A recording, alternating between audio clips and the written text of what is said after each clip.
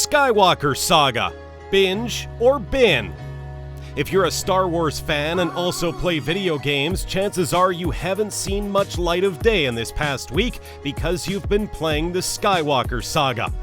Welcome to BingeTv, and today we'll be presenting you with the newest edition of our classic Binge or Bin featuring the Skywalker Saga. Don't forget to subscribe to our channel and turn notifications on for more videos like this one. Today's a different type of binge or bin. Normally, we review movies or TV shows, but in this edition, we'll be reviewing a video game, LEGO Star Wars: The Skywalker Saga. The game is a great representation of the Star Wars universe. This is because the Skywalker Saga covers all 9 films in the original, prequel, and sequel trilogies.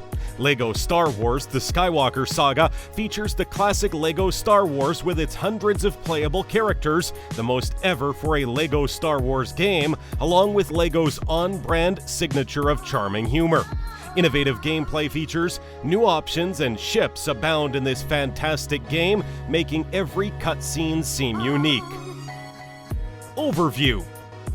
The game has the complete saga and The Force Awakens, on top of being bundled with the missing 2 episodes and adding on to the game with new levels, intricate puzzle design, and combat systems. If there's one LEGO title that can take the crown as the biggest one of its kind, it's this one. We're talking about a cast of roughly 400 playable characters, vehicles, and even open-world elements on dozens of planets and spaceships that previous games didn't feature heavily. It also features DLC based on character packs from Rogue One, The Mandalorian, Solo, and The Bad Batch to be released, and packs tied to other Star Wars characters. In the game, you can start from the beginning of any trilogy you want instead of having to start with The Phantom Menace, but you have to play each trilogy in proper order to unlock all the episodes. It's also possible to halt your progress in the middle of an episode to go on to another trilogy. Thanks to the game's open-world elements, the story campaigns tend to cover several events that had to be excluded from other titles. So when we say open world, what does it really mean? Is it Zelda Breath of the Wild version of Star Wars? In the Skywalker Saga, players can go from planet to planet and travel space. There are 24 fully explorable planets in the game, which is notably just one short of the total number of worlds relevant to gameplay in an adaptation of the 9 movies. The campaigns of each episode feature events from the movies that take place in the open world, but key sequences take place on the planets themselves. Scenes and characters that had to be outright ignored from games covering the 7 episodic installments are now featured in the Skywalker Saga, which includes the Gungan subchase in The Phantom Menace, Obi-Wan and Jango Fett's dogfight over Geonosis in Attack of the Clones, and Yoda and Palpatine's duel in Revenge of the Sith. Characters like Palpatine and Darth Maul are much more well-developed here, who in the original games used to be random characters that seemingly came out with no foreshadowing nor backstory. It also expands on existing stories too. All in all, lore content is vastly enriched with this game, always a plus for any kind of video game based on existing franchises. The AI on enemy characters has been vastly improved, as we'll elaborate on the combat system section.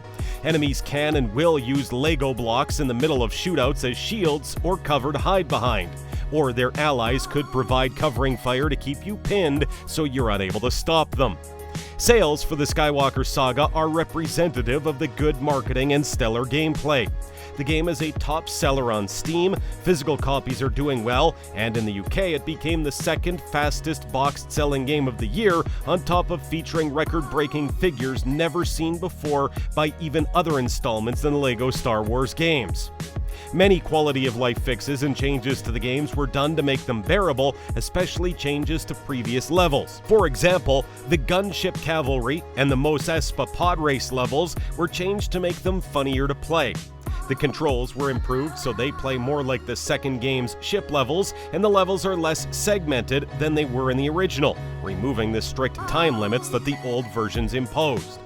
When you complete any episode on Skywalker Saga, you immediately unlock Galaxy Free Play, allowing you to revisit any open-world hub area you've unlocked to complete any tasks that, due to character or ship restrictions, you weren't able to during normal gameplay. This prevents the issue in previous games of missing out on secrets the first time you run through the stages. It's also interesting to note how, as a result of the expansion on the existing lore and adaptation, many character models are more accurate to the films than they have ever been. Captain Tarpless, for example, has new and improved animations, as does Palpatine. Many of these characters were rehashed or color-swapped versions of other characters in previous games and are now depicted with distinct costumes based on their appearances in the prequels. Combat System. Let's talk a bit about the combat system. Each character now features a health bar, which depletes until it's gone and the character is defeated. Not only does it replace the heart icons in a LEGO game, but also plays into another new feature, combos.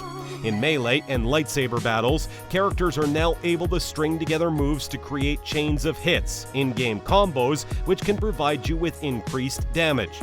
Characters are also able to block possible moves, however, making combos more difficult to string than simple button mashing. Players can also defend themselves from incoming attacks using counter maneuvers unique to each character, and many of them also have their own finishing moves. Thanks to the reworked combat system, most playable characters are now even more competent fighters in comparison to both the previous games and the movies they come from. This is especially true for most droids, since they too are now capable of performing counters and full combos in melee combat when they can't do much in both the movies and previous games in terms of direct combat. Review. Now the moment we've all been waiting for has arrived. The moment to emit our verdict on the Skywalker Saga's rating. Is the Skywalker Saga a binge or a bin? Drum rolls, please. Well, guess what? We've decided to rate LEGO Star Wars The Skywalker Saga with a 4.5 out of 5 stars. If it wasn't obvious how positive our review has been, there's little to not enjoy from this game as a Star Wars fan or even as a newcomer.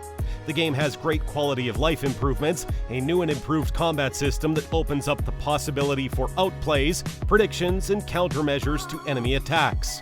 Even the improvements to enemy AI and the graphical updates are fantastic. And let's be honest, it's all of the Star Wars games with expanded lore and content, plus DLC with all the most recent Star Wars movies and adaptations to come soon. We highly advise you to play this game and experience it for yourself. 400 characters and ships are worth several hours of content you will not regret at all. So what are your thoughts on today's Binge or Bin review? Do you agree with our rating, or do you have another opinion? Let us know in the comments below. Also, don't forget to subscribe to our channel and turn notifications on for more videos like this one. We hope you enjoyed it, and we'll see you next time for more.